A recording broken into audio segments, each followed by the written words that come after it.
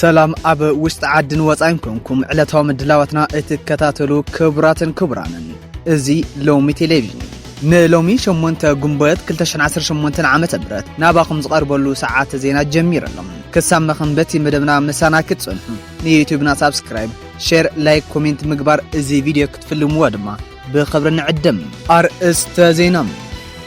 بدكتور دبرتسيون قبر ميكائيل زمراح ستايشة حدش منقستي نسالسان سلستن لعلوة حالف تسراح كاب مزنتهم أباريرهم نبعلو حيل سلام تقراي TPF إلو زسوع حيلي ترير أوعيت قالسي أم حلاليفهم قدماي مينستر دكتور أبي أحمد سلطاني بحقي كقدب فقادنيا يكبلو نمرحتي أفريكا زسنبدا والسانة أم حلاليفهم فانو أب لقهادا وردا أبستخايدا وق لعلي 45 ناي بلتسقنا وتادرات كم زدمساسة أفليتهم زبلون كالو تنزيناتات بمحاز علتها مدباتنا بارست زينا فالليمنا يلنا حز دمه ناب زرزرم كنس قروكمينا سنايت أنحيتم بدكتور دبرتسيون زمراحن نبعلو حقاو منقست جيرو زقصرن محاور نسلاسان سلستن لعلوة حالف تسراح كاب مزنتهم أباريرم أب منغو مريحنة حواحاتن جزاو محدارن زلو مس سحابة نابزل على بركي تساقاقير لهم بدكتور دبرتسيون زمراح قوجلة ناتي بجنرال تادسا ورد زمراح من محدارا ومحاور علوان مقبارن نمفراسن بموفر سلاسان سلستن لعلوة حالف تسراح كاب مزنتهم نمبرار وسينم اتي قوجلة زقربو حافشا مرقزي بحوحات زي تشوم زخون يخون حلافي كاب مزنتو كل عالى اللو زبل خوينو ناتي ابتكل الزل من محدارا ومحاور ملء بملء نقوض صرح وحات تجزاء نمقبار زعلم مخانوون تحبير لهم كابتم بوسانة دكتور دبرتسيون كاب حلافنتهم استسوقو سلاسان سلستن حالفت وشتي نايتهم 10 شعان تلعلو تسمزي زرزر اسمتن حلافنتن كم سعب علا وخينا لهم ايت إساياس تادسة حلافي بيرو سكرتيرات ايت حدش حدقو حلافي بيت صحفة بريزيدنت ميجر جنرال قبرد هنا قبرد الله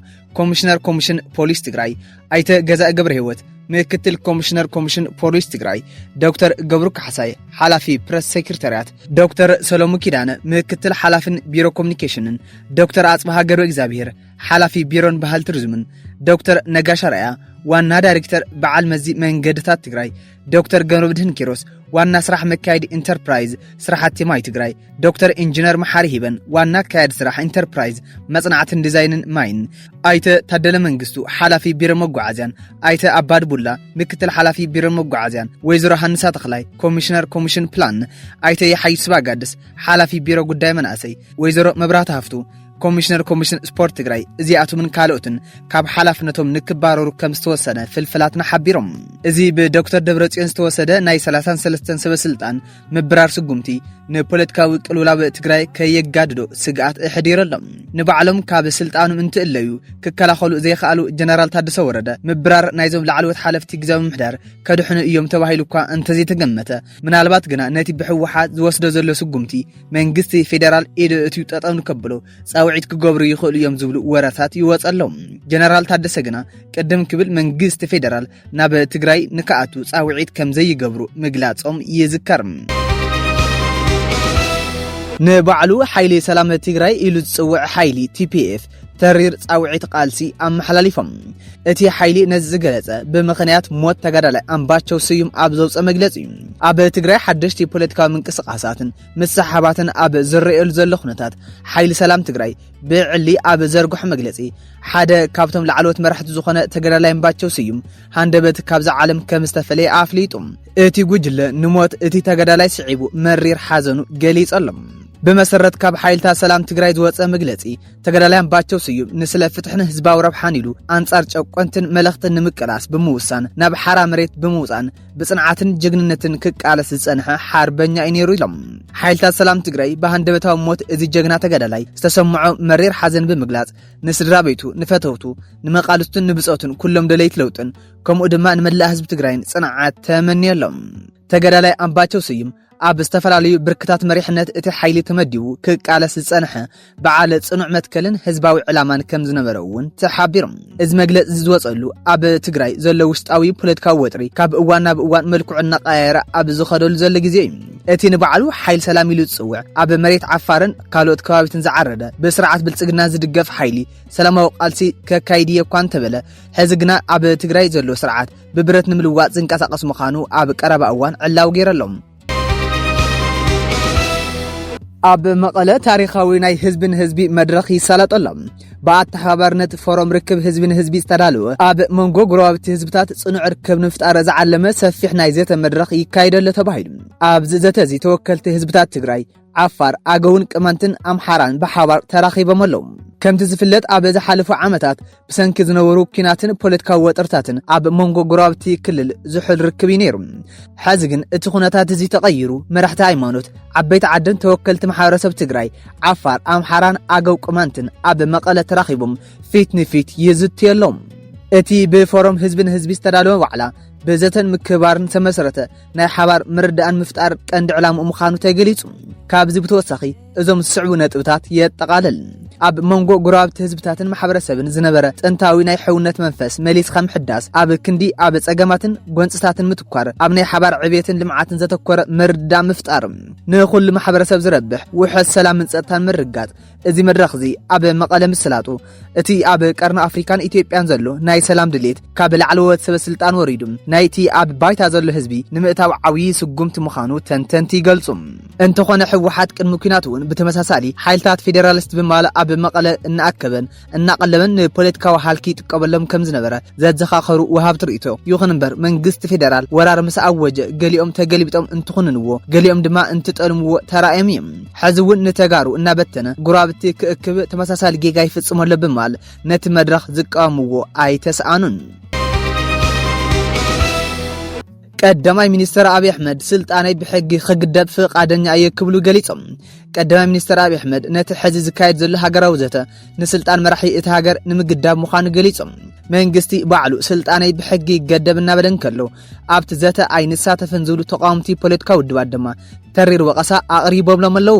ሃገራዊ ኮሚሽን ምክክር ጸብጻብ አፈጻጽሙ ኣብ ዘቀረበሉ መድረኽ ቀዳማይ ሚኒስትር አብይ አሕመድ ተረኺቦም መልእኽቲ ዘሕለፉ እንትኾኑ ኣብ መብዛሕትአን ሃገራት ኣፍሪካ ሕገ መንግስቲ ምምሕያሽ ዝግበረሉ ምኽንያት ስልጣን መራሕቲ ንምንዋሕ እዩ ኣብ ኢትዮጵያ ግን ካብዚ ብተጸራሪ ብዝኾነ ኩነታት ዘመን ስልጣን መራሒ እቲ ሃገር ገደብ ንምግባር እዩ እቲ ዘተ ዝግበር ዘሎ ኢሎም መንግስቲ ፈትዩን ፈቂዱን ስልጣኑ ብሕጊ ንምግዳብ ፈቃደኛ ኣብ ዝኾነሉ ኩነታት እቶም ንሰላምን ዲሞክራሲን ክቃለሱ ዝነበሮም ኣካላት ኣይንዘራረብን ምባሎም ዘሕዝን ምዃኑ ዶክተር አብይ ገሊጾም ኣለዎም ዶክተር አብይ ኮሚሽን ምክክር ኢትዮጵያ ሰጣይሸ ስልጣኔን ምግዳብ ይኳን ተብሉ በአንጻሩ ገና ሕቡእ ልእኽቶ እቲ ኮሚሽን ንግስኖም ንምንዋሕ ከም ዝሰርሕ እዩ ዝውቀስም በዝውን ሕዚ ዘሎ ፓርላሜንታዊ ስርዓት ናብ ፕሬዝዳንታዊ ብምልዋጥን ሕገ መንግስቲ ብምምሕያሽን ዶክተር አብይ ገባርን ሓዳግን እዚ ሃገር ንምግባር ዝሰርሕ ዘሎ ብምባል ብዙሓት እናተቃወሙ ይርከቡ ነዚ ድማ ዓበይቲ ተቃውምቲ ውድባት እቲ ሃገር ዝበሃሉ ከምኒ ኤፌኮን ካልኦትን ካብቲ ዘተ ንዓርሶም ኣግሊሎም ዘለዉ ብሓሳብ ንዝተፈለዩኻ ፖለቲከኛታት እናኣሰርኻን ኣብ መላእ እዚ ሃገር ኩናት እናካይድኻን ምክክር ዝበሃል ነገር ንይምሰል እዩ ዝብሉውን ብዙሓት ወገናት ኣለዉ በቲ ካልእ ሸነኽ ሃገራዊ ኮሚሽን ዘተ ኣብቲ ዘቕረበ ጸብጻብ ኣብ 1234 ወረዳታት እቲ ሃገር ዕውት ኣጀንዳ ብምእካብ 93 ሚእታዊ እቲ ሃገር ከም ዝሸፈነ ኣፍሊጡ ኣብ ክልል ትግራይ ብሰንኪ ዘሎ ፖለቲካዊ ኩነታት ዕማማቱ ብቐጥታ ከካይድ ኳ እንተዘይኻለ ኣብ ኣዲስ ኣበባ ብዝተገብረ ኣኼባ ካብ ሙሉእ ክልል ትግራይ ዝተዋጽኡ ሰብ ብጽሒት ኣካላትን ተወለድ ትግራይን ከም ዘሳተፈ ኣብ ጸብጻቡ ጠቂሰሎም ፋኖ ኣብ ለጋሃዳ ወረዳ ኣብ ዝተኻየደ ውግእ ልዕሊ 45 ናይ ብልጽግና ወታደራት ከም ዝደምሰሰ ኣፍሊጡ ኣብ ለጋሃዳ ወረዳ ፍሉይ ሽማ ቢላላ ኣብ ትበሃል ቦታ ሓይልታት ፋኖ ናይቲ መንግስቲ ጽኑዕ ኮንክሪት ምሽግ ብምስባር ሓያል ስጉምቲ ከም ዝወሰዱ ተገሊጹ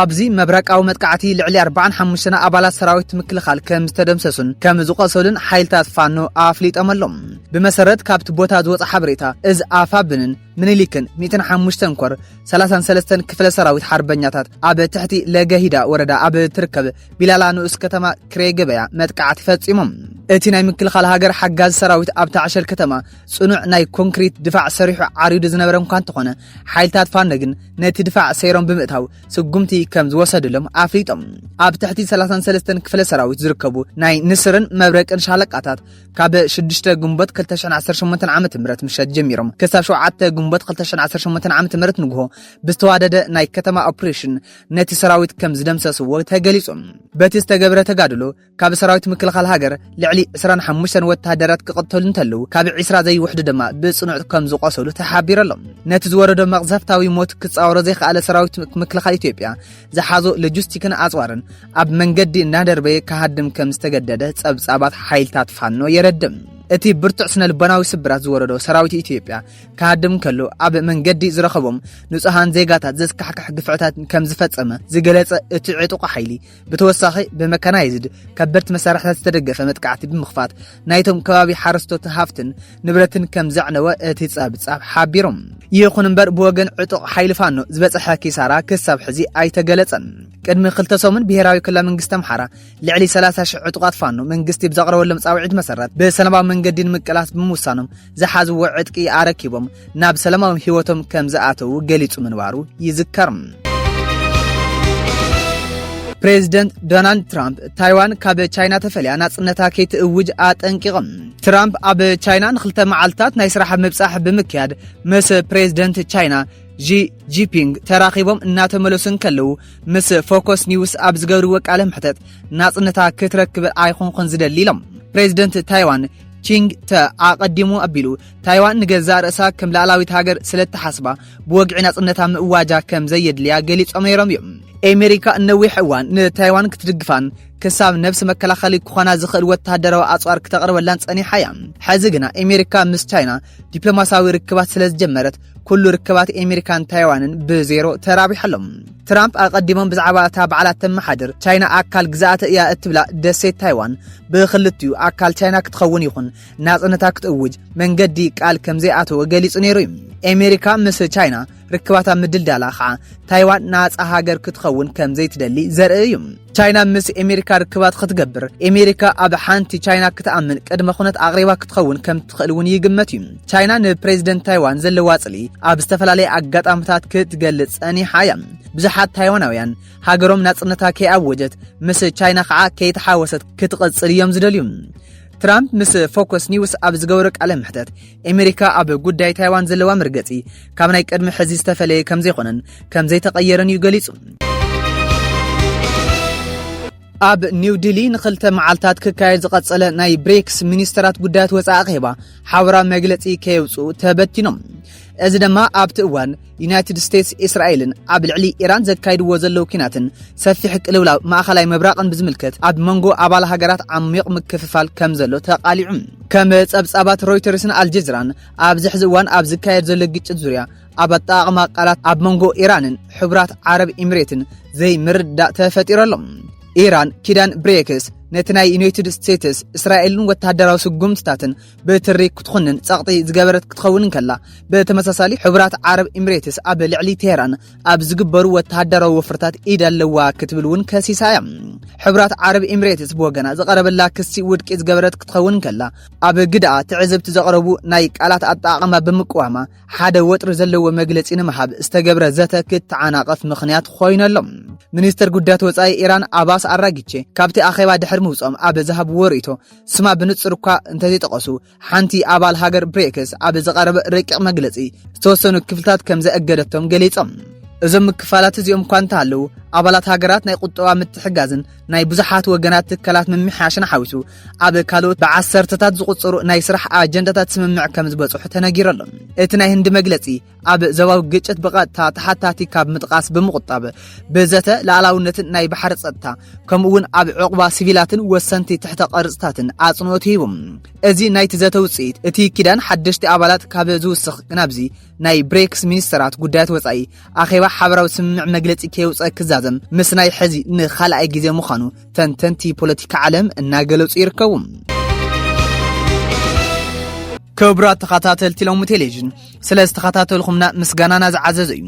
ንዩቲዩብና ሳብስክራይብ ሼር ላይክ ኮሜንት ከም ዝገበርኩም ብምትእማን ኣብ ናይ ጽባሕ ሰዓት ዜና ክሳብ ንራኸብ ሰላም